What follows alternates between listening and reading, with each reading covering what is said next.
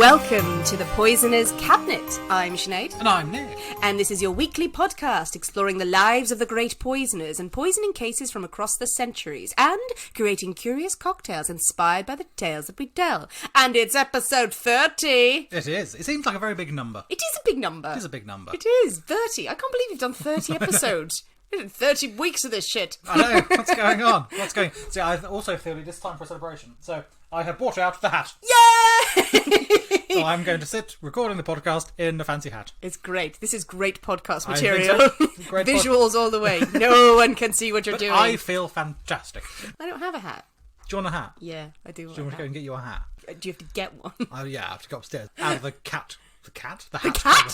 The cat? What the hell is the cat doing in the cupboard with all your hats? Out of the hat cupboard. You have to bargain with the cat. Please, good sir, can I have my hats back? No. Oh, episode 30. How are you, Nick? I'm very well, I have a hat. I'm now very happy. Why don't you wear the hat all the time? I should do. The hat makes you happy. Yeah, it does, makes me jolly. Yeah. I enjoy a hat. You do enjoy a hat. You should wear a hat more often. I think it should be more of a thing. You should be seen about town wearing a hat. Well, quite. But as we discussed on Patreon this week, if you walk around in a top hat in Canterbury, people will think you're a ghost. There is that as well, yes. And people, they might throw money at me. Do people throw money at ghosts? I don't know. In a sort of busker sort of... What? Ghost busker sort of way. Where are the busker ghosts and when can Have we you go not see seen them?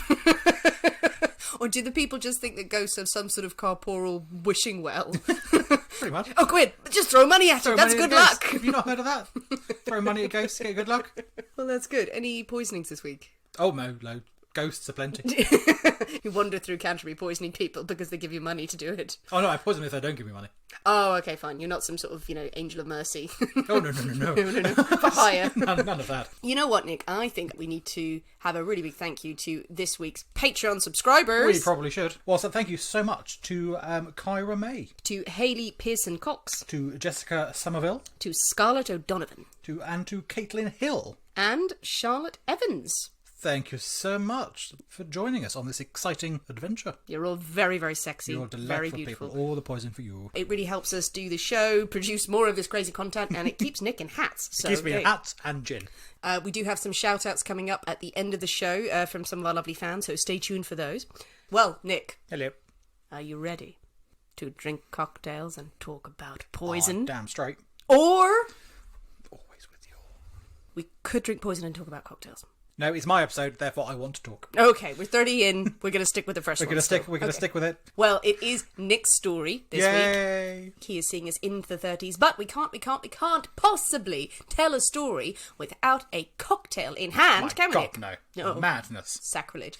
As you know, every week we create a cocktail that is inspired by the tale that we tell with a special secret ingredient Yes. that has come from the story. And, Yes. Well, okay, caveat, last week caused some sort of riot on the internet. The Golden Cadillac, which was the secret ingredient of milk. Yes, it proved divisive, shall we say? I don't think it was divisive at all. I think it was 100% people were rending their garments and setting fire to things at the thought of drinking this cocktail. So we've moved past that. We've moved past milk. And this week's secret ingredient is lovely. Is blood. Blood! It's an ingredient? Yes, it is an ingredient. You know what? No, it isn't. We're just thinking of it because it's liquidy and it can go in find out, won't you? Blood. It's come to this, finally. Yep. Finally. Episode 30. Someone did tweet us going, please don't kill each other for this. If they come to that, it's still early in the recording. It is definitely an ingredient. It's not a cry for help, people. So, with blood in mind, Nick, Yes. What have you come up with? In my many Googlings of blood cocktails, there is a cocktail made out of blood. It was done in, I think, 2014 at some crazy bar in New York, and it used pig's blood. Ooh, very carry. Yeah, indeed. So there was that, and it was a bit of a fad for a time, this particular cocktail. I don't remember the pig's blood fad. No, in fairly unique circles, shall we say. Yeah, it was just after espresso martinis were a thing and just before Negronis came back in. There was a small period of very pig's blood. small window, a few particular bars in New York where, blood cocktails were the thing. So I did somewhat consider it, and I thought, no, that's just a stupid idea. No. No one wants to do that. Poltergeist pigs. So I have gone with blood-inspired shall we say. I'm relieved. Yes, could they? Oh, it could be a Bloody Mary. Yes, it could be a Bloody Mary. A few people said Bloody Mary then, 3 times, no. and then a witch came to kill them. I don't feel a Bloody Mary is an evening drink. It's more of a hangover drink. I think it's more of a hangover. A Sunday morning, brunchy brunchy type thing. pretending we're not drinking, Yep. but we are. I wouldn't have one of an evening. So we've got one that I've not made before. Ooh. I've not heard of before. Okay. We're having a bloodhound. Oh, a bloodhound. Bloodhound. Ooh, please don't say there's the blood of a dog in it. There is no actual blood involved in these things. There's a bloodhound number 1 and a bloodhound number 2. There are 2 bloodhound cocktails. Wow. Yeah, I know. So then I thought, it's episode 30. Let's make 2! Oh, we got 2! Oh my god, I'm so excited, I'm thrown. Ooh, there's blood, there's 2 cocktails, and we don't know how the evening's gonna There are go. hats. This entire episode is sponsored by vampires, apparently. Right, well, I don't think we should wait a second longer, Absolutely Nick. not. I think it is time for us to disappear into the poisonous cabinet kitchen and shake up a storm. See you in a minute. See you in a bit.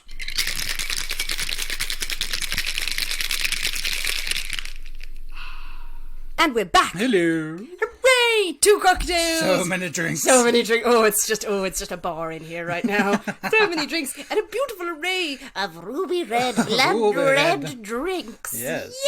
Yay! Quite something for everyone. We have the nice long drink. It is. We have a long big drink. with some ice, and then a nice short, sharp, hopefully tasty drink. So talk us through it, Nick. Number 1, number 2. Right, the bigger one. Big one is a Bloodhound number 2. And this one we have vodka. Uh-huh. We have Campari Oh. and grapefruit. Okay. So that's it. That's just three things. Bitter, I'm thinking, though. Bitter. I think, yes, with the Campari, it's going to be quite bitter. Full disclosure, I ran out of Campari halfway through. So I used Aperol. Oh, okay. Which is much the same, but much slightly the same. less bitter. But then I knew that you're not a huge fan of the I am not the bitteriness. a huge fan of the Campari. I'm not a huge Negroni fan. Everyone should So be. Please. this is like 50-50, so it should be less bitter. Okay, This is well, a let's drink. dive in. So Let's try the number 2 first. This is the number 2. The this big one.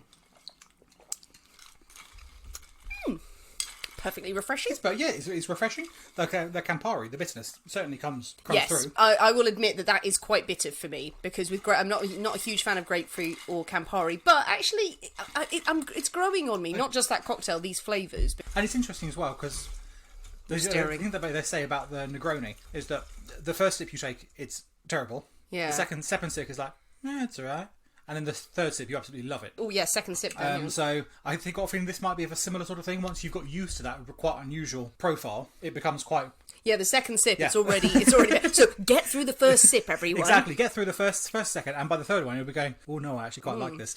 Yeah, it's an acquired taste. But then actually, there are far worse things that we've tried. Let's face it. there are a few of them, yeah. Yeah, so nice, long, refreshing, Yeah. grapefruity drink. Excellent. Okay, and down to the little tiny. Now we have the Oh my god. Bloodhound number 1, the original. And this is much more Bloodhound. bloody looking. This actually. is much more bloody looking. So this one, we have strawberries in it. We have gin. Yay. We have a sweet vermouth. Sweet vermouth. We have a dry vermouth. Ooh. And we have a maraschino. So it's quite a hefty combination. I'm excited. From what you probably get the anticipation that it's going to be quite a sweet thing. I don't think this is going to be it. I don't think Okay. that's- When you say strawberries, have you like pureed strawberries? So I muddled strawberries in the tin. Ooh, nice. So load of strawberries in with the alcohol before shaking, and just give them a good old squish, and then it's strained out. See, this sounds like much more my cup of tea. I like So- the other one, but okay, right. I'm excited to try this. Yes, Number try this 1. one. Cheers. Yes, that's nice. I like that. That's nice. You can like really that. smell the strawberries when you Oh, it's lovely. bring it up. That's a good one. You do start off by thinking, oh, I'm disappointed it's not sweeter, because of everything you said, you would think it would be sweeter. But actually... No, it's nice. I It's like it. nice. It's quite dry, and it's got a bit of sharpness to it. And it really tastes of fruit, And rather it's- than yeah, fake fruit. Absolutely. And it's not one of those ones you're going to knock back. You No. think, oh, it's sweet and sugary and fruity, therefore it's just Ribena, and I'm going to neck it in 2 drinks. It's a drink you're going to probably take your time over and appreciate a bit more. Oh, it's because really it is- elegant, yeah. It's really nice. Partly recommend that one. Ooh, they're both good. Good selection of cocktails. I'm impressed with those two. Hey, and Bloodhound. Bloodhound. Bloodhound. And I put a drop of blood in mine to spice things up, and in yours when you were looking. Excellent. I'm so glad. Thanks. Now I'll be a part of you forever. That's weird. Well, with the Bloodhound number 1 and the Bloodhound number 2 firmly in both hands. Both hands. Where both our hands are full as we walk on this journey to poisoning stories. Nick, Hello. you going to tell us a story? I'm going to tell you a story. Yay! It's quite an exciting story. Well, I think it's an exciting story. I've got 2 drinks. I'm excited. So for episode 30, we have the final part of a story that we started way back in the depths of time. Way back. In episode 4, if you could anyone remember that far back. I was about to say, like, the Bible. No, episode 4. So it was like February. So, Yeah. where we had the story of Juliana Tofana. Yes. The story then continued with the Marquesa de Brinvilliers in episode 12. And now we have the culmination with the notorious Affair of the Poisons. Yay! Oh, I love these stories. They're These good are stories. good stories. I love these ones, yeah. And again, anything that's called the Affair of the Poisons ticks the box, really. That it does. That it does. Ooh. So, I mean, if you haven't listened to episode 4 and 12, or any of the previous ones, I do very much recommend that you do. Yeah, stop now. Stop now. Go back and listen. Mix all the drinks there. Yes. Down them. Makes every drink between episode 4 and now. Before we start, I do have to say that this story does get a bit dark. As you may have guessed from our secret ingredient. Oh. Well, I mean, there's usually a lot of blood in... Oh, God, okay, right. So, but yes, but we'll find out as we go along. Okay. So, the case of the Marquesa ended with her execution in 1675 for the murder of her lover, father, 2 brothers, all by poisoning. All separate people as well. All separate people. Yeah. Yes. Sorry. I had not considered that. But, The way you said it, I was like, a mother, a brother, and a father, what? yes, they were entirely individual people. But the sensational trial that it caused and the conviction of the Marquesa sent shockwaves throughout the French establishment. Scandal, terror. They were used to poor people dying and being murdered. That's what happens with poor people. But rich people don't do such things. So They're too busy. Exactly. They're far too proper. They wouldn't get caught. Well, yeah, quite. But fear had swept the court that they too could fall victim to poison. If it's happened to the Marquesa, and she's done it to all her brothers and father and all those people, it could happen to them. Yeah, but rich people are stupid. Yep. Yeah, because poison was still very much a threat. Oh, It yeah. had been happening for a while. Yes, but to poor people. Yeah, the poor people. To poor people, but now it's coming into like the palaces and things like that. So It's in the palace. It's in the palace. I mean, Louis XIV is so alarmed that he takes drastic steps to sort of root out this conspiracy of poisoners. This is Louis XIV, the Sun King. The Sun King.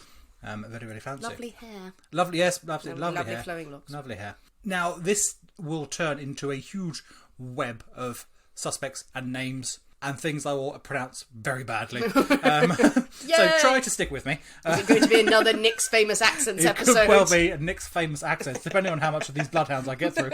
There are hundreds of characters, and it does get a bit complex, so try and stick with me. So, at the end of the 1670s, in Paris, there lives a fortune teller by the name of Madeleine de Lagrange. De la Grange. De Lagrange. She sounds like she's related to that RuPaul's Drag Race star. Lagrange. Potentially. So her okay, so you're with me now, people. So Lagrange's great-great-grandmother is there. She's a fortune teller. May have a few more greats than that. So what's her name again? Madeleine de Lagrange. Madeleine de Lagrange. Now, fortune teller at this time is a bit of a catch-all job title. It's not just someone who reads cards or reads your palm. They do many different things. I mean, they do tell fortunes, and each practitioner is skilled in a certain area of sort of divination. But they wore a variety of different hats. As do we. Some fortune tellers would also act as apothecaries and provide tinctures and tonics for your health. Some would provide aphrodisiacs and love potions and charms. Yeah. Others worked as alchemists and dabbled on the fringes of the occult. And some provided darker and more sinister services. But all in the same ballpark. But all in the same sort of theme. Yes, it's not like today's freelancers where you're like, yes, I'm a fortune teller and also I do windows. No. I mean, okay, now we are going to have a pop quiz. Okay. In the edit, I want like Who Wants to Be a Millionaire music going on here. Like, all right. I don't know if it's copyrighted. It'll just be me on a xylophone. Pop quiz about some of the methods that people use to tell the future. Okay. Do you know what they are? Chiromancy. Something to do with fire? Nope. Ooh, then no. Chiromancy is palm reading. Is the term I thought for... it was palmistry. Oh, it's both. Well, chiromancy is the term for palm reading. Augury. Oh, I feel like I know this one. Is augury looking at the stars, or like using a kind of a crystal ball? It's looking up. Looking at the ceiling? Not at the ceiling. Asking God? No. It's the flight of birds. It's the flight of birds overhead. What? I've never heard of that before. The birds are flying that way. Death to all. Yes. They're flying south for the winter. They do this every year. Shut up. Extispacy. Oh, extispacy. When your ex is tipsy and they tell you that you're a bitch and you think about what you've done with your life. No, it's not that. Extispacy. No. Reading the entrails of animals. Oh, nice. Oh, that's good. Yeah. Nephomancy. Having sex with the dead. Or asking the dead what your fortune is. No, well, that's close. That's necromancy. Necromancy is, he's working with the dead. Using spirits of the dead. Okay, so Nephomancy. Nephomancy. My Latin is escaping me here. Nephomancy. All I can think of is asking a dead elephant. I don't know why. It's the shape of the clouds. Oh, no. Looking at the shape of the clouds. I think that would be nimbleless Nancy. Nimblemancy. Okay, Last one. Tasseomancy. Tasseomancy. Yep. Is it tea leaves? It is tea Yes! leaves. It is tea leaves, coffee grounds, that sort of stuff. Yes, yeah. tassio, because tassio is another word for tea or I tea didn't know cup that. or something like that. Yeah. So I didn't know that. I think it's a brand name. Well, Tassimo. Tassimo. Is a coffee maker, isn't it? Yeah, I think that's where literally none of good my name. Latin has failed me miserably. Good the name. only reason I know anything is that it's either been mentioned in The Simpsons or films. 2 out of 6. Yeah, I'll give you 2.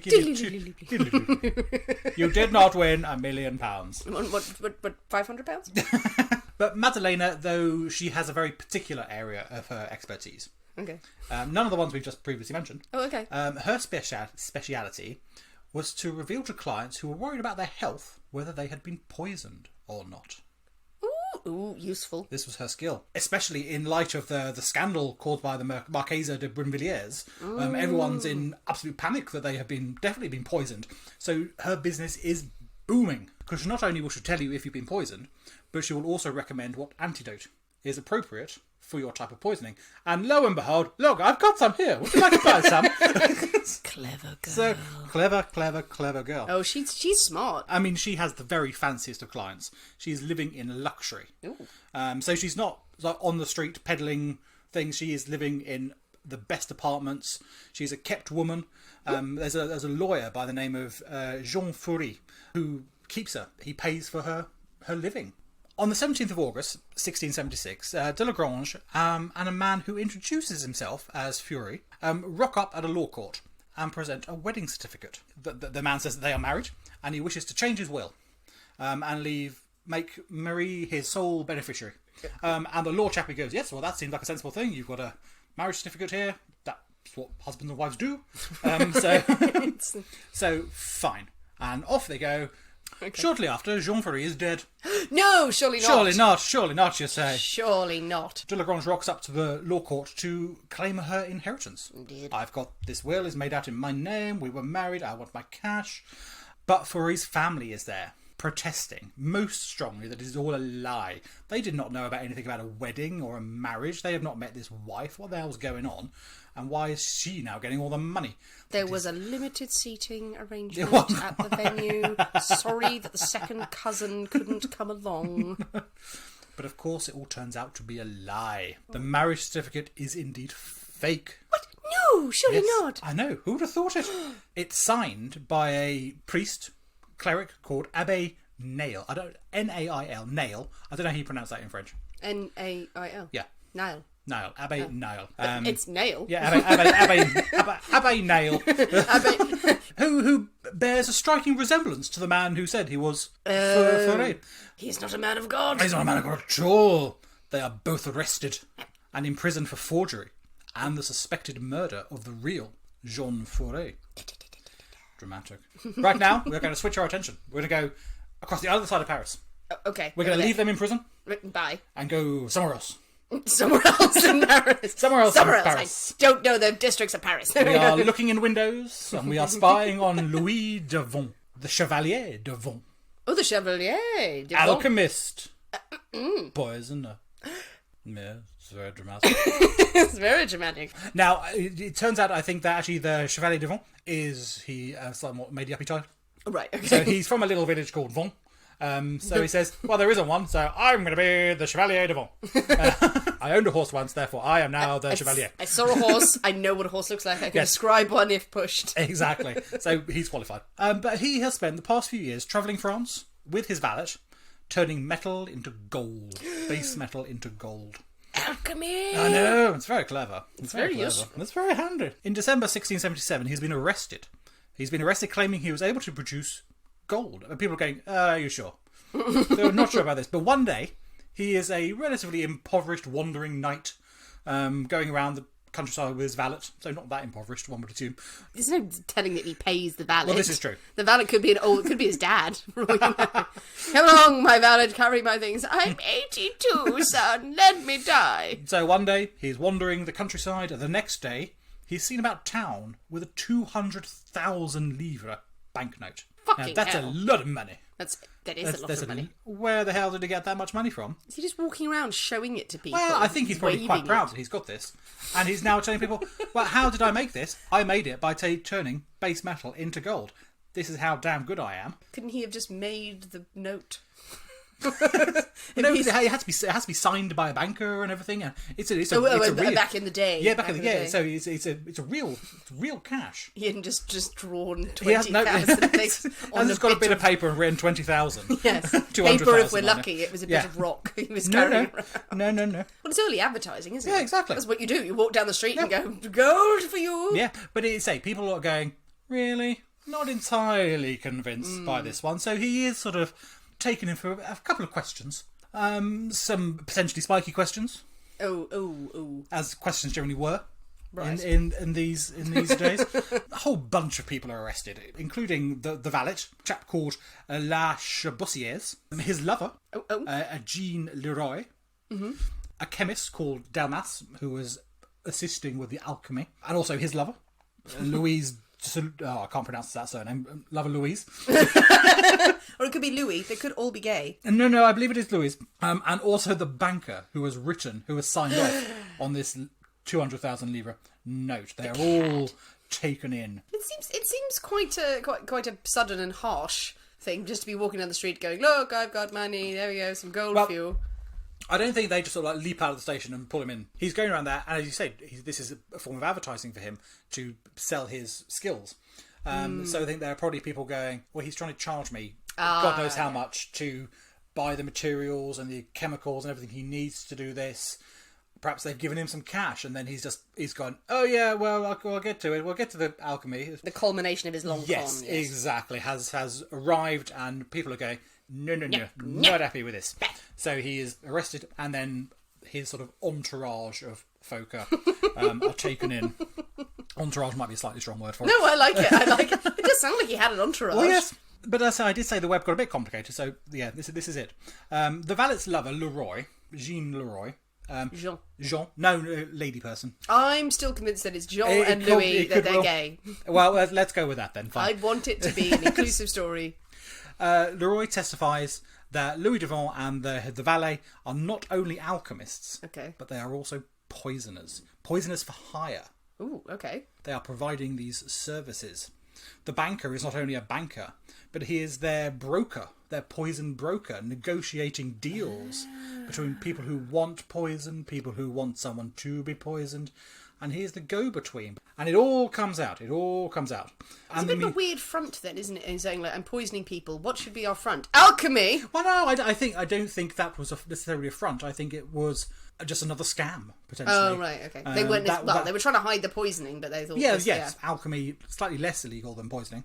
So their poisons, distributed by the banker, are sold under the euphemistic term that we have come across before of inheritance powders. They're available for anyone who wants to get rid of an unwanted spouse, a rival in love, or a rival in the royal court. Someone in the way. It's also discovered that the valet Chabossiers has actually visited the Abbé Nile while he's in prison. Oh, right. The accomplice of Madeleine de Lagrange. Remember them? Yes. So, over there, the other side. You went all the way to the other side of Paris. The people over there. Now there's a connection between these two seemingly disparate groups of evil poisony people. It's like you planned this. I know! What's going on there?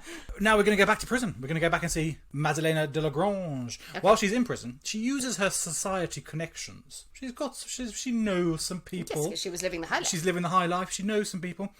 She gets an audience with the Marquis de Louvois, who is the French Secretary of State. So powerful connections. This is an important man. And during this meeting, she claims that she has information about hundreds of crimes that have been committed across all levels of French society. Oh, nice. So she's going, okay, well, I may have given the poison. I know things. But here's the names of everybody. Exactly. I know stuff that will make your blood curdle, matey. That's exactly what she says in French. It is, matey. So this is a tantalising snippet of information that how could you resist? And I'm sure there becomes sort of it's like bargaining tool that I'll tell you what I know. I don't quite fancy that big fire over there. Let's eschew the fire, and yes. I shall tell you all these secrets. Less spikiness. Could I have a bed instead of a spike? It did not work. Oh, shit. It did not work. Lagrange and the Abbé are kept without trial for months before finally being sentenced to death for forgery and murder. But the Marquis hadn't forgotten what Madeleine has told him about all these other crimes that have been going on under their very noses. That, combined with the general air of panic and concern that had been brought about by the trial and the scandal caused by the Marquise de Brinvilliers.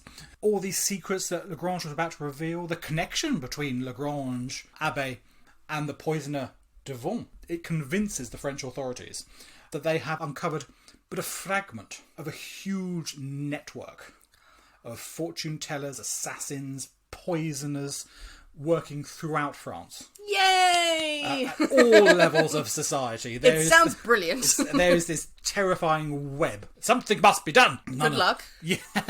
A decree is issued by the king himself. Oh, of course. This poison network must be stamped out. Right. We cannot have any more of this. Is that all the poisoners go, oh, sorry. Oh, stop doing it then. All right, I'll throw it into the Seine. No, I think it was probably a tad more uncomfortable for them than that. Well, if they admitted it, then yes. Well, admission is generally, it's not required in these cases. Some form of guilt evidence. Who needs that? I've got a spiky thing. This person bought aspirin. Aspirin isn't even a thing now. Across Paris, anyone who has the merest whiff of the esoteric about them, anyone who has claimed even the slightest of mystical knowledge, power, skill, anyone who's looked up the guards in the wrong way is brought in for questioning. So we're properly into witch hunt territory. We are completely into witch hunt. Parallel time, isn't it? But we are in exactly that fever of paranoia and panic. Anyone who is a bit weird and a bit other is dangerous, is out to get you. Under torture, the names of clients come tumbling out. Also, the names of other fortune tellers, other co-conspirators, rivals as well. All these names come flooding out of these people. Just go, I knew him once. Yes, he was a wrong one. Go and arrest him. It sounds insane. I think it was quite terrifying. Yeah, the height of paranoia. Yeah, absolutely. Of just kind of everyone's a poisoner. Yeah. Everyone could be a poisoner. Now, while the police are rounding up all the lowly fortune tellers, they are still struggling to break into the more exclusive circles of society. At this point, we have to introduce another character. Okay. A newer character, Marie Vigoureux. The wife of a successful dressmaker in Paris. Marie is not born into high society, but she uses her husband's connections to ingratiate herself with the fancy ladies that he is making frocks for, or she's been introduced by the husband. Ooh, it's a good profession as well. well. Absolutely, You would get a look in there. A most respectable profession. You want to be in with the tailor. And also her expertise as a palm reader. Ooh. Make her a hit at parties. You're getting your dress fitted, you want your palm read. Exactly. Kills the time. Kills the time, and she's invited to entertain, say at parties. Oh, I've had my palm read by this delightful woman. Come to my party, she'll do you too.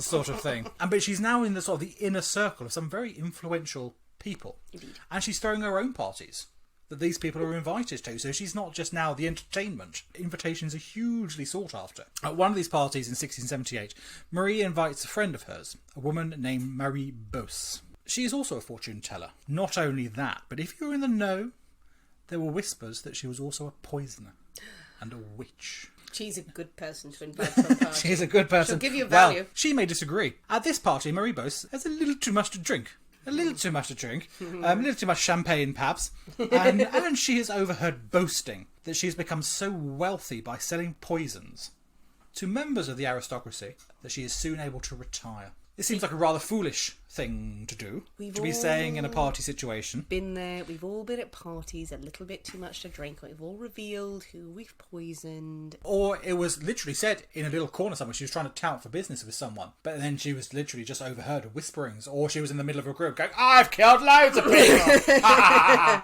Everybody, what did you do today? I killed everybody. I poisoned you and you, and you'll see what happens when you drink that. But I suppose in this kind of environment, if it's in the aristocracy, then everyone, it's kind of a chic as well. Well, absolutely. Not an obvious chic, but everyone at parties is talking about, yes, if you have the art of the poisoner, you're sought after, you're a witch, it's all in vogue. It's not like it's not like the old crones are being invited to the palace. These are people who have excellent lifestyles. They have the best clothes and they know the latest fashions and stuff like that. So they're not a crone who's sitting in a corner cackling. This is someone who is milling about, probably, applying for business. Exactly. Instagrammers of their generation. Exactly so. But someone who she probably rather didn't overhear has overheard her claims. A lawyer who was actually at the party as well. Don't invite lawyers to parties. Don't invite lawyers to Have parties. a special lawyers party. Yes, he overhears and he goes to the police. Like bloody lawyers would do. Bloody lawyers. But the police know this might be the break that they need to get into this circle, this exclusive circle that they have not been able to have they got a board? I'm sure they've got a board. With sketches. They don't have photos, but they've got sketches on there and lines drawn up and going, we'll infiltrate it now. Okay, you're going to have to go undercover as a maid in a big dress, but I don't want to, sir. Do it. You say that. No, it's not quite that. What they do is actually one of the policemen, one of the detectives, sends his wife in. Oh, that's under the pretense of she wants to buy poison to get rid of her husband. And she goes to Marie Labost saying, "Oh, my husband is such a nasty man. He is. He's a policeman. He beats me horribly. Can I kill him?" Yes, you can. Yeah, have some poison. For God's sake. So the detective's wife goes home. I've got some poison. Doesn't use it. Doesn't use it. No. Doesn't use it, surprisingly. On the 4th of January, 1679, Marie Labost and her children are arrested. Oh, her poor children. The same day, Marie Vigouroux, who hosted the party, who was also a fortune teller, is also arrested. All connected, all in the web. In the web of poisony fortunes. They both admit to being poisoners. Again, spiky. And they make a list of their customers and poisoner colleagues. Bloody hell. There's a lot of them going on. There's a lot of them. Again, it's a phenomenal time. Again, when we say the affair of the poisoners, that we're so used to, like, going, a poisoner, there's one, and we've uncovered them. Everyone's like, yes, there's a poisoner there. There's a poisoner there. Here's a network of poisoners. Here's a family of poisoners. There's like the Von Trapp family. They are all, you can't bloody move without stepping on a poisoner. So long, farewell. Marie Vigouroux, she names a woman, Marguerite de Pouillon. De Pouillon. You're loving these names, aren't you? Loving the names. I'm pronouncing them terribly wrong. You're doing it with flair, which is how you should do it. She is a young noblewoman from Bordeaux. She is in a very miserable marriage to a man many years older. A marriage of family convenience sort of thing. And Vigouroux has recommended Beauce to help her achieve her wish of becoming a widow. So these poisoners are recommending each other. And nice referral system. Yeah, exactly. A good referral system. Well, I'm not very good at that type of poisoning. You want to go and speak to this person because they're really good at that. I'm more of the slow burn death. This one is more of the face explodes. Exactly. Yeah. So as we said earlier, they each have their specialities. They do. You've got to have a niche. And they get referrals from all over the place. The list of high-profile clients continues. She reveals that the Duke of Luxembourg... Not Luxembourg! ...has paid her to murder his wife. Bloody hell. And also a business associate of his, just because business... Two for one deal. Business, exactly, 2 for 1 deal. Yeah, you may as well. The Marquis de Frédéric has commissioned her and the occultist Adam Lesage to make him unkillable in battle. It works. He doesn't die in battle. Give him that. Do they just say, you shall wear this magic armour. I have treated it with potions, and you shall be fine. Don't take it off. Probably, yes. He suffocates later. but it works. Eh? He doesn't die in battle. Fair enough. There we go. Vigoro dies during torture. Oh no! Oh, she's tortured to death. Oh, that's not good. 4th of May, 1679. She is in a most horrendous contraption designed to crush bones. Yeah. Oh. And she dies. Well, it's not very good torture, then, is it? Potential work experience or something like that. Come in, just crush her bone. For God's sake, you meant to keep her alive. Yeah, exactly. Oh, I just like the noise. I live for the noise. I was trying to make pate. Mary Bose herself is executed 4 days later, burned to death in a Paris square. Ugh. But not before she's given up a name that the police and authorities had never heard before, but a name that they would never forget. Catherine de Monsovin, known as La Voisine. La Voisine. Yes. Ah, the shampoo. Bosin is a shampoo. Is it a type of shampoo? It's a shampoo, I'm pretty sure. I think potentially at the time it was not a type of shampoo. Bosin, but it also means... I think it's the neighbour. Oh, that's quite sinister. Yeah. Ooh, that's like... She lives next door. You won't know. She lives next door. She's just the neighbour. She's just like you. She wants to borrow a cup of sugar. She'll return it. Puts Mr. Rogers in a whole kind of new light, doesn't it? Yeah. Hello, neighbour. She had a sweater. I mean, after all these recent arrests and interrogations, authorities have come to suspect some sort of ringleader, a mastermind behind this network of death. I'm going to say suspect or want to pin all this shit on. Well, yeah. Yeah. Yes, potentially. But they have their suspicions, yeah. I think. Yeah, it'd be really, really handy if there was just one person we could arrest them. But now, at last, they do actually have a name. They have a name for this spider in the centre of this web. Oh, you've been waiting to been say waiting that, to haven't say you? that. You've been It's dropping so web in this good. story the whole way through. And the spider. Didn't get it till now. The neighbourhood spider. The neighbourhood Your spider. friendly neighbourhood spider. Neighbourhood spider. I think potentially you should be very upset by that now. In the 1660s, La Voisine had started out innocently enough. She starts out as a midwife. I always love when people say, and I get why you say it, like, people say innocently enough, rather than someone, like, they came out of the wound stabbing and decided to just, like, forge a life through school, just poisoning wherever they went. So, yeah, so she started off innocently enough, not killing people. She started off not killing. Didn't last long. Okay. The not killing. As a midwife, oh, God. Oh, But she supplements her wage with palm readings Nice. as well, with her own form of divination to the women who she's cared for. But when her husband's business goes bankrupt, she needs to up her income. She's got a family to support. And her job as a midwife does give her opportunities to expand into potentially more dangerous avenues. Abortions, for those desperate enough, will bring in a tidy sum. They will. During Marie Bose's interrogation, she hadn't just given the name, but she had told terrifying tales of La Voisine's activities. It turns out that Bose and La Voisine actually have quite the rivalry going on. They worked in the same business, but they were very competitive. Did they have with like gang each other. colours like across Paris? No, I think same gang, not two separate gangs, same gang, but right, okay. a healthy competition. Oh yes, the fight for supremacy between the two of them, and the tales that come out are perhaps not entirely to be believed. Okay. If they are, slightly terrifying. Yay. Bose claims that the aborted fetuses from her abortions are burnt in a furnace at La Voisine's home and buried in the garden. Okay. But the King Louis, when he hears this, this report comes to him, he forbids any further investigation into that area of Voisin's enterprise. He says, no, you cannot dig up the garden. We do not want to know if this is true. And I suspect at this time abortion is an open secret. It's an open secret. Yeah. People knew it was going on, but you didn't talk about it. Yeah. But I think perhaps if they dug too deeply, there may be some names around court that they didn't want coming out. There's no reason that in a royal court that the illegitimate children wouldn't be born. No, and indeed. You can claim them. Yeah, yes, indeed. Unless you did away with them, there were too many of them, or he'd shagged around too much, and they get expensive though. They get expensive. Ish. So you still you claim them. You got to look after them. So, well, that is weird. And it's if he not. says It's not no. just. It's not just the king as well, though. It's others in court as well. The scandal that it would perhaps bring on the nobility in general would be too much. Yeah. It's looking out for the whole aristocracy. But alongside her sideline. Alongside the sideline. Alongside the sideline. She had another sideline. Sideline.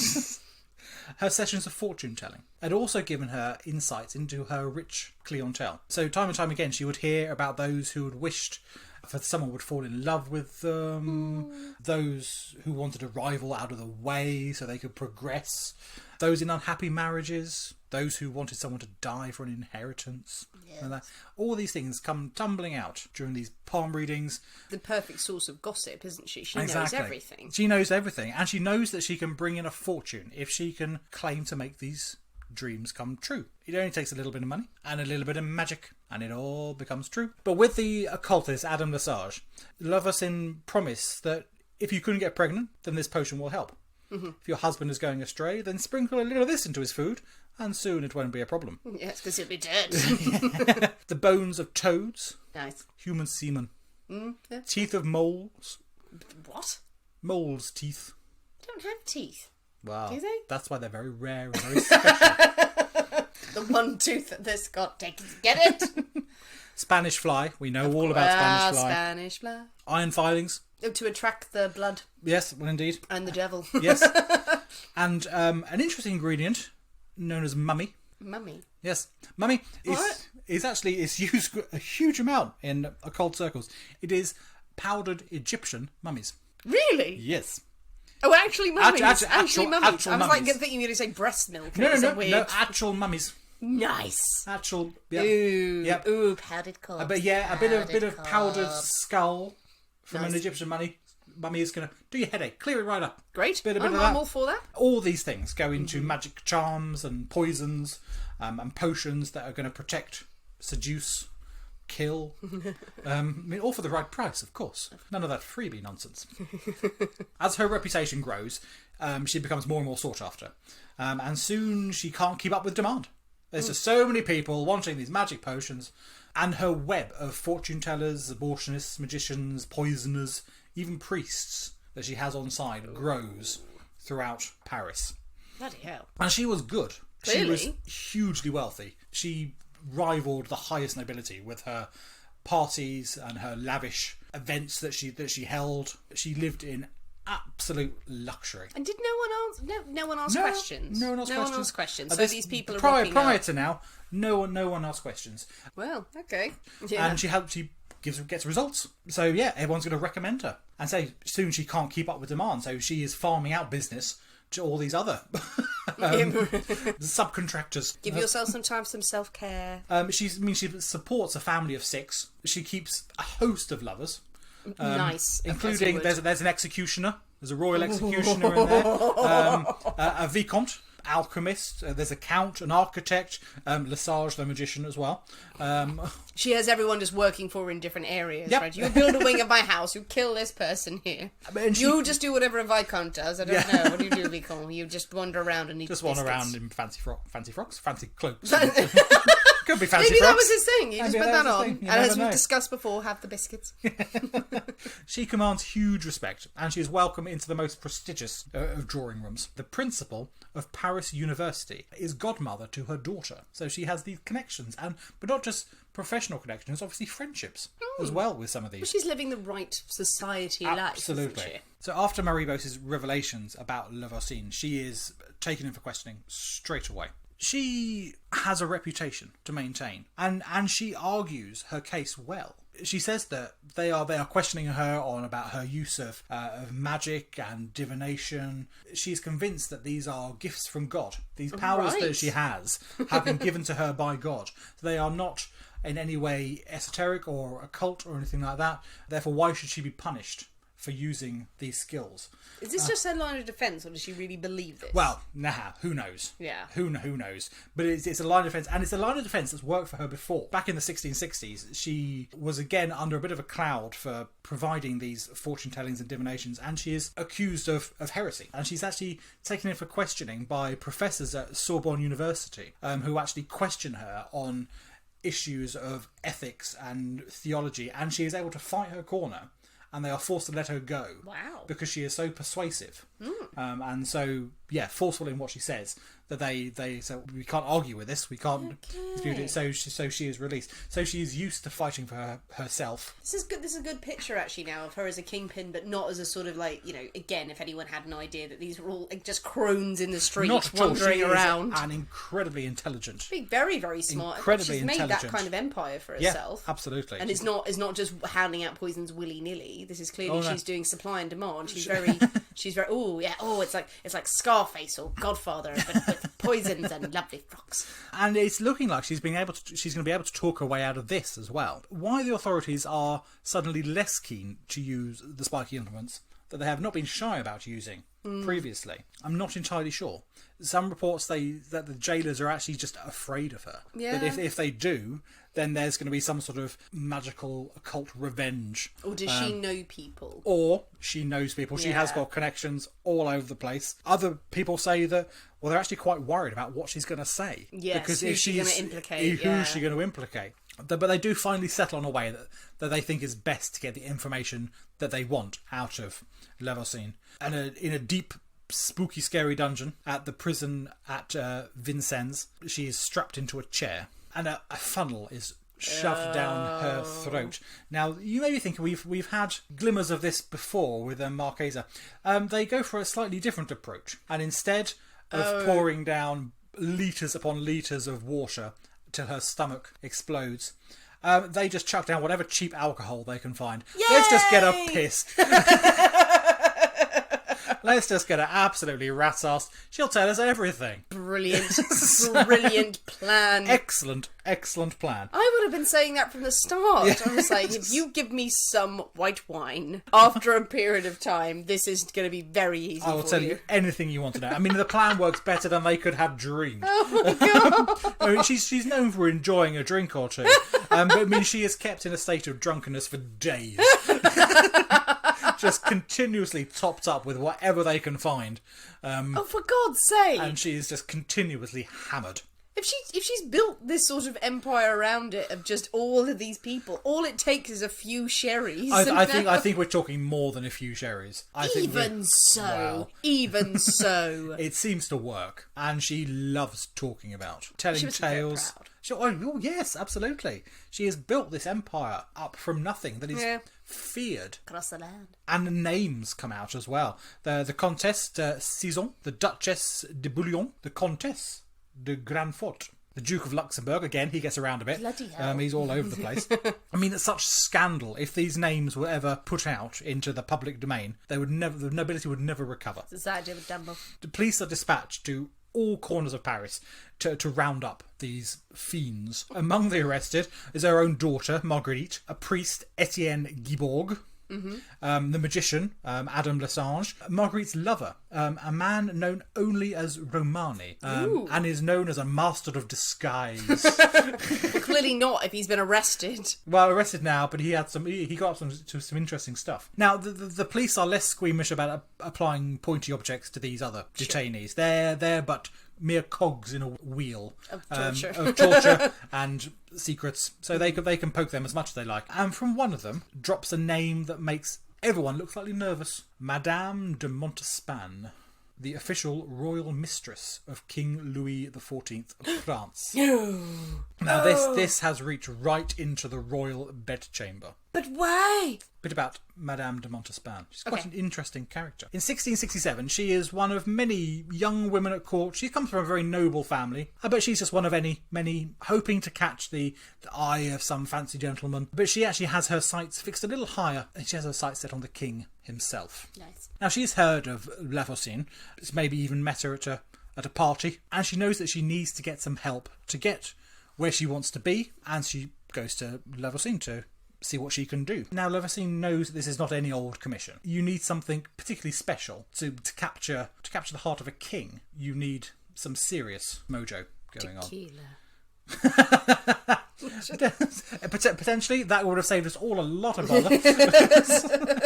Well, I mean, she's probably charging her a premium to say if you want to Oh, shag God, yeah. the king. All you need to just show him your boobs. Show him your boobs. Yeah, but you can show him the boobs. I mean, he could shag anyone, but she wants to be something special. I mean, the king can shag anyone he wants. Just She doesn't want play hard to get, She for doesn't God's want to sake, be woman. just another random shag of the king. She wants power. She wants to dull his spirit. And that's what you need. So Levassine, she confers with the occultist Adam Lessange and the renegade priest Etienne Guibourg. The only way to achieve their aims, they decide, is the Black Mass. Ooh. oh, that's a bit of a leap. They need something particularly powerful to capture a king. Some sherry. No, some sherry. This is a man appointed by God to lead the most important nation on earth. Have they seen Louis XIV? Of how much he shags and what a fop and what a romantic he is. Yeah, she just doesn't. She's not just want to be any old random shag. It's like, but just be nice. Just have a conversation. Doesn't work like Don't that. summon the fucking devil. Don't. If anyone's listening, don't use a black mass to try and shag someone. I don't think it's highly recommended today. No. Option 2 or 3 on your list, surely. I'd understand if it was more of it was Louis the fucking 14th, the Sun King. Okay, fair enough. Go on. What do they do? Let's see how this works out. Let's see how this works out for them. It's not pretty. Yeah. They use a particular grimoire, the Liber Juritus Honori. Mm-hmm. It's a very fancy book. Written in the 14th century, this book is written to be used by a priest who has knowledge of Christian theology. That's generally what a priest has. Yes, exactly. So it's not just anyone who can use this book. You could just say priest. Nope, really couldn't. So get used to it. So this book instructs basically on how to summon and command angels and demons. It's standard. Does the job. Everyday stuff. Everyday stuff. Madame de Montespan herself is lain naked on the altar. A chalice on her naked stomach. Okay. A black candle in each outstretched hand. I'm so glad you said outstretched hand. Yeah, not just like that. No. Lessange is chanting in some archaic weird language in the corner. He's just making atmosphere, really. Just rattling a kind of big sheet metal. Yeah, like the thunder. exactly. A bit of thunder going on there. Stiff as a board, ladies and gentlemen. Stiff as a board. The priest, Etienne Guibourg, raises a baby over the chalice over Montespan's body and slits the infant's throat. As the blood pools in the chalice, Guibourg performs a mass over the naked woman. Oh dear God. It's not pleasant. That's why blood is the ingredient. That's why blood is the ingredient. It's the blood of the innocents. Oh God! Well, I drank all of it. Yeah, I told you it went dark. Blood of the innocents. Yes, a black mass. I don't think they were going to yet. It's not something fluffy. It's No. It's not going to be a jolly. It's not going to be a jolly event. I mean, we know it happens. Serious belief in that these things are real. To take those steps to do something quite so horrific as that. And as you said, that the prize is the king. Prize is the king. Ultimate prize. Within months, Madame de Montespan is proclaimed royal mistress.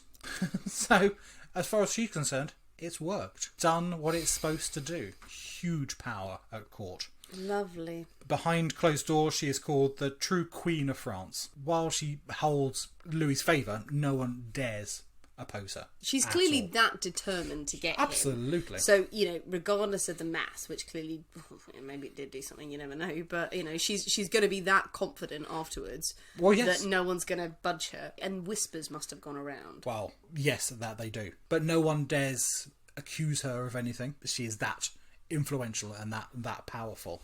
But whenever now a problem arises in her relationship with the king, she turns to Levassine. Levassine and her apothecaries provide all manner of aphrodisiacs to make sure she keeps the king's affections. And the Black Mass is not the first. It is but one of many that are performed over the course of 10 years to keep the king's king's affections. It's just placebo effect, isn't it? It is entirely. It is absolutely entirely so. But as you said, she comes out of those things with such a boost in confidence that must be just portrayed to anyone who comes across. She's unstoppable. That she's is entirely unstoppable. I mean, in 1677, an interloper comes onto the scene and tries to snatch away the king's gaze from Montespan. Another young noble, Marie Angelique de Fontaine. She's young, she's stunningly beautiful, and King Louis becomes besotted. Montespan's getting a bit old now. Now this new beautiful thing comes on the scene. The king is like, oh yeah, hello. Is entirely eyes on stalks. Yeah, kind of thing. exactly so. Exactly so. But Montespan is furious. She will not lose her position. She will not lose her power to this upstart. Montespan is helped by the other ladies of the court who, praising her undeniable beauty, add that she's as stupid as a basket, they say.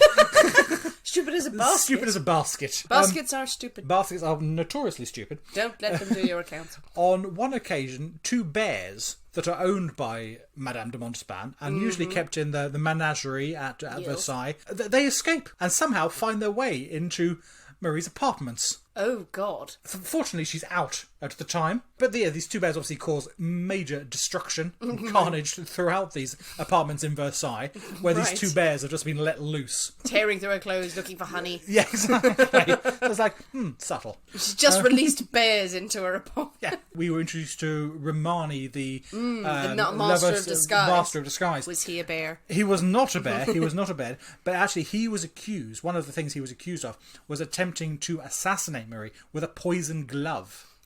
While he is a valet at court. Yeah, I don't know if he was wearing the glove and went to try and shake her hand or something, or gave her a glove as a gift type thing. With cinnamon. It does not work. She does survive. Filled with cinnamon. But he does not end well. He ends up in a dark prison cell, chained to a wall for the rest of his life. Oh dear. He dies entirely forgotten about. But something has to be done. Something Montespan cannot let the situation go on any further. Where does she turn to? Oh, hello, Miss Lavoisine. I need your help again. She makes it clear that if she can't have the king, then no one can. Both he and this upstart will have to die. Oh, Christ. Absolutely. If Montespan can't have them, then no one. So no one can. She is power mad. She's killed many a baby. Lavoisine is slightly unsure about this. I mean, regicide is a big step. Yes. It's a leap. I mean, obviously, whatever reward was on offer was too tempting to ignore. Yeah. And she agrees. And gathering her most trusted poisoners, they formulate a plan of how to accomplish this. Oh, did they have a nice poisoners meeting? I'm sure they did. They hired a conference room. Yeah. They got some coffees in. They got some good hats. Yeah, they did some hats and some pastries, and then they were like, "Okay, what is our strategy here? What is the strategy here?" Yeah, let's brainstorm. There was a PowerPoint presentation. It was all very, very good. They go, "Okay, I think there are no bad ideas." The plan they come up with that they are going to write a petition to the king. That's what people did in those days. People would go to the king and petition for, this has gone terribly wrong. Need your help. Can I please have this? Give me some cash. And delivered it to his own hand. The petition coated in poison. No! On March the 5th. It's not subtle. It's not subtle. Well, if it bit of paper, cover it in poison, give it to the king. King eats it. I don't know. He loves to eat his petitions. Obviously, I mean, food testers all over the place. Can't go that way, food way. Clothing, that's all tested and things like that. Yes. For the king, can't go that way. So that's what they come up with. But they learned nothing from King Henry VIII. Yes, don't touch anything, anyone. They weren't interested in what those English were doing. Exactly, they're the French going, screw them. Exactly, those savages across honestly, please stop licking all the walls. The French. Stop eating your petitions. Sign them, goddammit. On March the 5th, 1679, Lavoisine herself visits the royal court to press the deadly papers into the king's hand. I was just thinking, is the stupid mistress going to eat the petition because she's so thick? Potentially. Perhaps they were in a basket. They were in a basket. Yum. Well, fortunately for the king, however, there are far too many petitioners that day. And Lavoisine is turned away. The king is tired. He's read a lot of bits of paper. Off with you, come back another day. Yes, you were the woman with the gauntlets on. Go away. You were the one whose hands are on fire. Yes. So she returns home with her poison petition. She burns the petition. Yeah. The next day she makes plans to visit one of her accomplices. After mass, to plan the next moves, to plan, okay, what are we going to do? What's plan B? But before she could do that, the police have pounced and she finds herself in prison in this sorry state. How did they know? How did they? Well, from Marie Bose's. Oh, yes, So yes. we're At jumping the same around time, in yeah, time, yeah. so all these are happening sort of concurrently. So at that sort of point, they're like, oh, she's going to do away with the king. Yeah. Go get her. Go get her, and they grab her just as she leaves church to go to the out of mass. And they grab her. While Leverson, she admits to most things, she never confirms or denies her connection to Montespan at all. The whole thing is entirely hushed up to the highest level.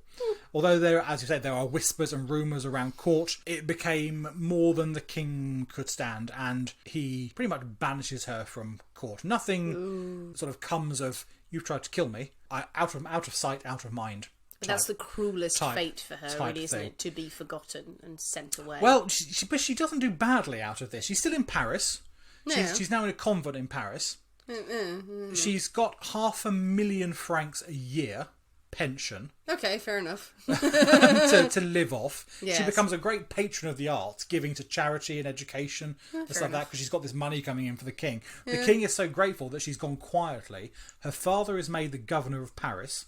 Okay. Her brother is made a duke and made the marshal of France, head of the army, in gratitude for her shutting up. Go and live over there, keep your mouth shut, and I'll look after you and your family. Seems quite convenient. She was trying to kill him. She was trying to kill him. I mean, I know she's the favourite. Yeah, I mean, she's tried to kill him, and he's like, okay, like, just for you shutting up about the fact that you tried to kill me, here's all the riches. Well, Or maybe he just was, still loved her. Well, exactly. Couldn't shake that. The feelings he had for her. Couldn't bear to. Well, there was another black mass that was done, to get all the riches. There was something was done that worked. But on the 17th of February, Leverson is put on trial for everything. Really. Anything and everything they can think of. Woman accused of everything. Woman accused of everything. Of poisoning, of murder, of witchcraft. 2 days later, she is burnt at the stake. Does not take long. She is burnt alive for murder and witchcraft. There are some reports that after her death, her garden is in fact dug up, and the bodies of 2,500 infants are exhumed. What? Now, how big is her garden? It's a big garden. It's a big garden. She's got a fancy house. But still. Yeah, I mean, these are, I feel, somewhat exaggerated reports. And this is supposed to be a combination of those who have been disposed after illegal abortions, those who have been sacrificed during masses. The black masses. It's actually suggested that she had paid prostitutes for their unwanted children to use in her rituals. Well, I'm sure that happened. I think 2,500. 2,500 is a very, very large number. The burning courts of the 16th century are reopened. The burning courts, which were originally designed to deal with heretics and heresy, had been closed for the best part of 100 years. They are reopened to deal with this surge of witchcraft and poisoning. Over the next 2 years, 442 suspects are implicated. 218 arrests are made. 5 people are sentenced to the galleys, 23 go into exile, 34 were burned alive, 2 die in torture, 65 are placed outside the justice of the courts, but are imprisoned for life directly by the king himself. It is estimated at the time, since then there have been a huge range of numbers, that over 1,000 people met their end, thanks to the network of poisoners, witches, fortune tellers that Leverson controlled. In 1682, the court is abolished by the king. It says enough is enough. Publicity is getting too much. The risk of irrecoverable damage to the nobility is getting too great, and it just needs to stop. And with that, the affair of the poisoners is over. That is the story. It's a very long story. that drifts all over the place. Amazing! But that is the story of the affair of the poisons. The affair of the poisons. Wow. What a period of history. It is an incredible period of history. I mean, it is insane, but apart from the hyperbole around like 2,000 babies and everything. 2,500 babies. 2,500 babies. Yeah, everyone was just accusing each other of poisoning. Yeah. Everyone was poisoning each other. There are hundreds of names of all different, across society, of people who are fortune tellers and poisoners, and then the aristocracy and the middle classes who hired these services. Yes. Now, how much of that is true and how much was done with questioning Enthusiastic questioning is another matter. Very much echoes of all of the Salem witch trials, where you have these eras of they're poisoning people, you're a poisoner. Generally seems to be a metaphor for something else happening in society. It's mad to think, when we think about poison, we tend to think about poison panic, as we've said before, in the Victorian era, and we think about, poisons, because it was in the home, and then people think that's when poison really escalated. But bloody hell, look what was happening in Paris. Everyone was a witch. It would be nice to hark back to those days, where being a fortune teller and a palm reader and having crystals and shit was quite fancy, and you were invited to the fancy parties. It was definitely fancy. Talking about sort of the Salem witch trials and things like that, it was only 20 years earlier in England when you have Matthew Hopkins wandering around the countryside, the Witchfinder General, and that's 20 years before this, so you're in exactly that period of that hysteria and panic. Well, do we think with the affair of the poisoners in Paris, again, my knowledge of the history of the Parisian courts is not good, as in non-existent. We know what was behind the Witchfinder General trials and all of these witch hunts in England and in America. It was much more about religion. It was much more about conformity. Do we know if with the poisoners it was hiding a bigger political issue? Oh, I think I think the reason why people were poisoning so many people was political rivalries. I think people really believe this stuff. I mean, especially when you go down to the extraordinary lengths that Montespan went through with the black masses and the horrendous things that were done. You don't just do that for show. No, you don't. That you have to really believe that is going to make a physical difference to your life. But that it feels so extraordinary and alien to us, to most of the other. I mean, apart from maybe the ancient Romans, but to most other time periods that we've covered, the fact that someone in high society is doing a black mass repeatedly, and this is known about, or it comes out, or someone is accused of it, and they're trying to kill the king later on, and they're like, no, go and have a chateau. We know that in France as well, the king's mistress had a chateau, and they had land and everything. That was fine. Weird as that may sound, that was not uncommon. If you're trying to kill the king and you're doing a black mass, you're not usually rewarded for it. Yeah, but also, I mean, you got to think that the people who are making these claims, Leveson herself refused to admit to any of the connection with Montespan. It was through her daughter. Other people in her circle made these claims. So it's almost, from the king's point of view, it's like, well, who are you going to trust? Who's he going to believe? Yeah, fair point. Well, he can decide his own fate. Well, exactly. And obviously he decided that... Because not only was she his mistress, she is from an incredibly influential family herself. Exactly, yeah. That would cause huge division repercussions throughout. That's very true. Throughout the French aristocracy. So does he want to take that risk of losing probably an incredibly influential, powerful family that's backing him, if he was to imprison or execute this woman? With that logic as well, is that if she's a very, very influential, powerful family, that would be reason enough for him to shag her and to keep him as a mistress. She wouldn't need the black mass. So, or unless he's just going, look, she knows how she's killing babies. Fuck knows what she'll do to me. Indeed. Have a fucking chateau. There we are. The affair of the poisons. So Great probably story. a slightly longer episode than you're used to, so I hope you stuck with us if we've got to this point. Guys, tell us what you think about the affair of the poisons. What do you think about witchcraft and fortune telling and poisons and black masses? Send us more suggestions of stories you want us to cover, different time periods, more witchy shit. Do you want to hear some more of that? We love the witchy shit. We do love the witchy shit. We did a Patreon episode this week where we did cover some ghosts in pubs and poisoning stories related to that. People do like that a lot. People go, yes, more to ghosts and witches and stuff. I'm like, okay, well, we need poisons in there. Always send us your suggestions. Come and talk to us on social media. Speaking of social media, we have a couple of shout outs that I want to do as it's episode 30 from some of our very, very beautiful, lovely And just delightful fans. One thing, lovely Lucy Roberts asked us if we could do a shout out to her mom, Samantha. She's a high school teacher in Canada, and work has really been stressing her out at the moment. She asked us if we could do a shout out for the show. Of course we can. Thank you for listening. We hope you're okay. We hope you're having a little bit of a less stressful time than you have been. And thank you for being an awesome teacher. A couple of lovely messages we also got from fans. We got a really nice message from Abby, who's a really good fan of ours, and she said, "Hey, I just wanted to take a moment to tell you both how much I appreciate your podcast. It really has helped me get through the last 6 months and has accompanied me through late nights and early morning studying for my A-levels next summer. Whether it be a new episode or replaying the old, it never fails to bring a smile to my face and make my day that bit better. And I cannot thank you both enough. It makes me so much more settled to think that throughout my next year of sixth form, I have something I know will brighten my day." Oh, I know, that's Abby. very nice. Thank you so much. So sweet. We're just glad that we're entertaining. Yeah. And good luck with those A-levels. Oh, God, yeah. Study hard and well. You shall succeed. You'll take over the world, Abby. We shall see to it if you need some help.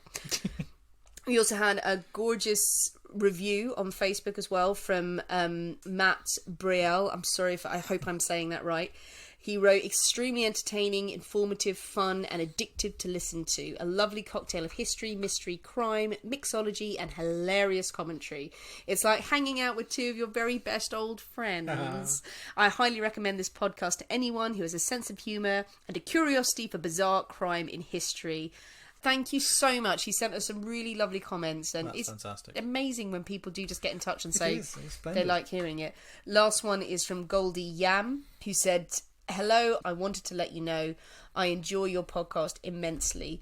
Although I find most alcohols taste disgusting," we're so sorry, Goldie, "probably because I have the taste palate of a 5-year-old, I find myself looking forward to every upload and listening to ones I already have when I'm been studying or I'm going to sleep. You both never fail to make me smile, and I just wanted to say a big thank you for the lovely content you make."